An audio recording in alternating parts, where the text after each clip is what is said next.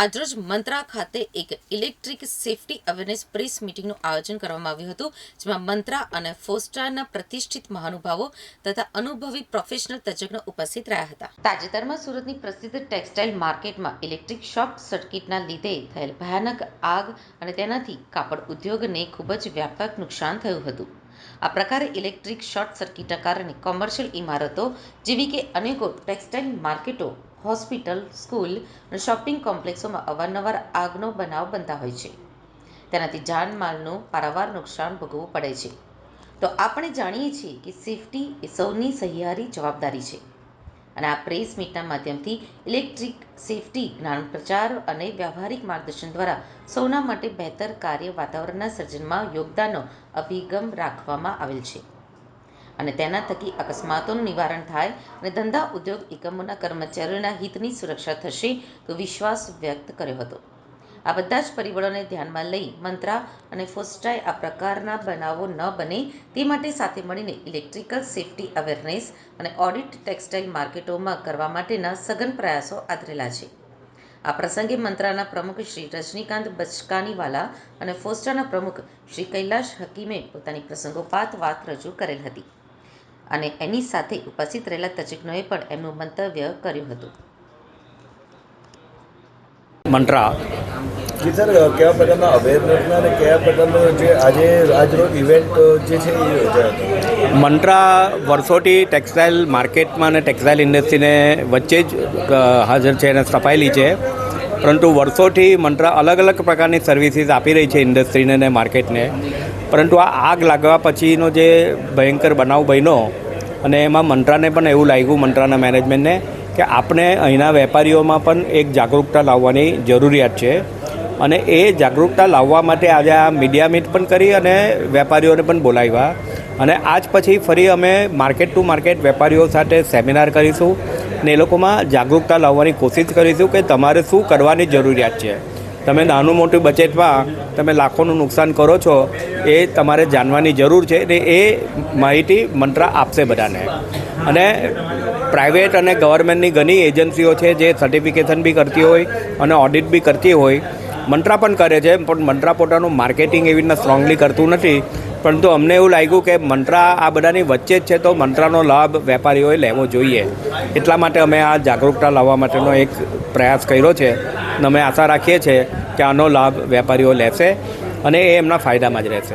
મંત્રા વર્ષોથી ઓડિટનું કામ કરી રહી છે, મલ્ટીનેશનલ કંપનીઓ સાથે કામ કરી રહી છે, તો મંત્રા જે છે માર્કેટમાં કેમ આટલું મંત્રાનું ધ્યાન કે માર્કેટ પર કેમ આટલું મોડું ગયું? નહીં, મંત્રાનું ધ્યાન મોડું ગયું એવું નથી. આજે એવું છે ને, કોઈ પણ વસ્તુ ઓડિટ કરાવે કોઈ બી વસ્તુની તો એ કરાવનાર છે તેના પ્રયાસથી થવી જોઈએ. એજન્સીઓ તો હોય જ છે.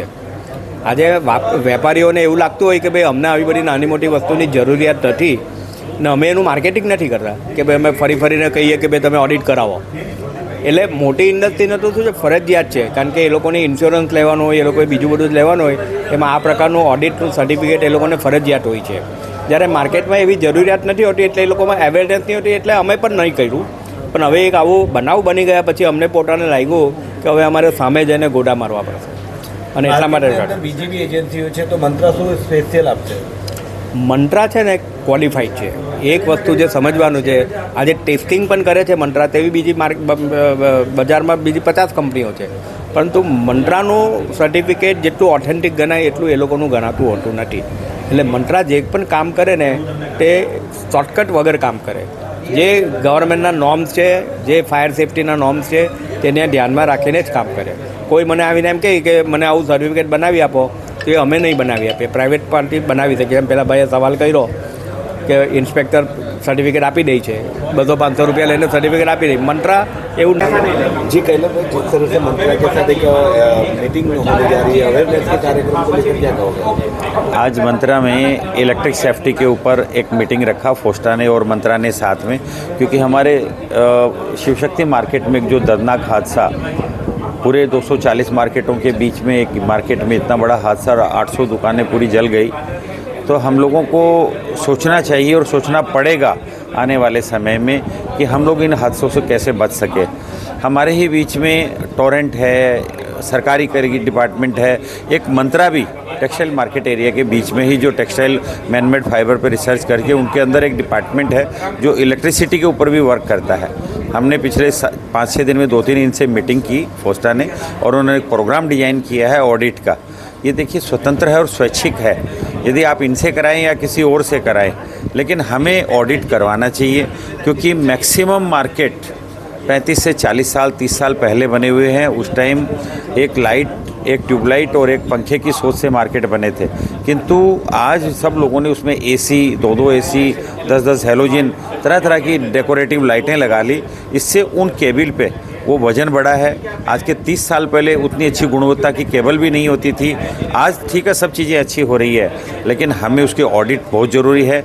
हमें वो ऑडिट ये बताएगी कि वास्तव में जो वायरिंग आपने डाली है, क्या आप जितना वजन इस पर डाल रहे हैं, क्या आप जितना लोड इस पर डाल रहे हैं, क्या वास्तव में सहन कर पाएगी, ये जानना बहुत ज़रूरी है। इसके लिए आज ये सेमिनार आयोजित किया है। मैं आपके मीडिया के माध्यम से मैं ज़रूर चाहूँगा कि जागृति हर एक व्यापारी तक, हर एक इंडस्ट्री के आदमी तक पहुँचे जो अपनी इसकी इलेक्ट्रिक ऑडिट कराए।